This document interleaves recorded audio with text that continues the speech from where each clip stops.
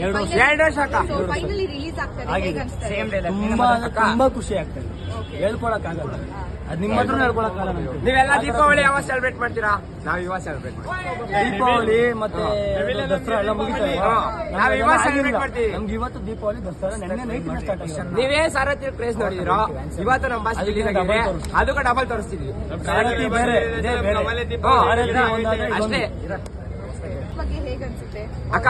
ಇದು ಸೇರಿ ಎಲ್ಲಾರು ಸೇಮ್ ಕ್ವಶನ್ ಕೇಳಿದ್ರು, ನೀವೇ ಬೇರೆ ತರ ಕೇಳ್ರಿ.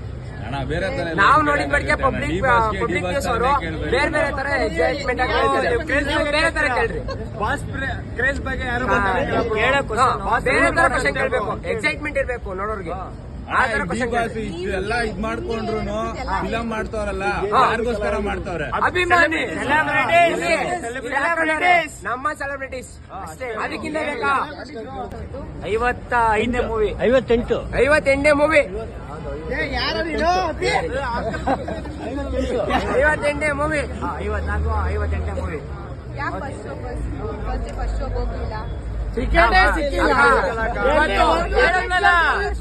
ಹಿಂಗೆ ಬುಕ್ ಮೈ ಶೋ ಓಪನ್ ಮಾಡ್ದೋ ನಾವು 57 ಸೆಕೆಂಡ್. ಒಂದು ನಿಮಿಷ ಬುಕ್ ಮಾಡ್ಬೇಕಾಗಿತ್ತು. 40 ಟಿಕೆಟ್ ಗೊತ್ತಿದ್ದೀವಿ.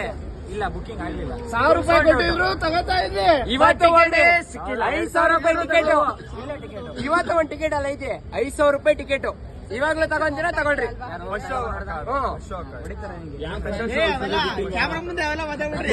ಬೇರೆ ಬಾಸ್ಗಳು 100 days ಓಡಿಸಿ ಕಲೆಕ್ಷನ್ ಮಾಡೋದನ್ನ ನಮ್ ಡಿ ಬಾಸ್ ಒಂದ್ ದಿವಸ ಮಾಡಿದವ್ರೆ.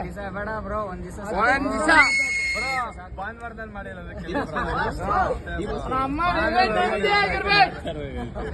ಇಲ್ಲಾಂದ್ರೆ ಮನೇಲಿ ಇರ್ಬೇಕು ಅಷ್ಟೇ.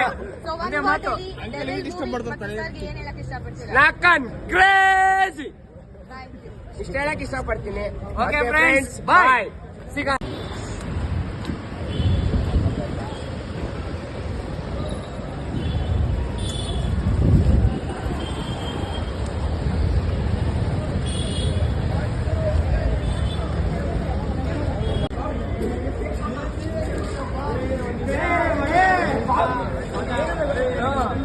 ಸರಿ ನೋಡ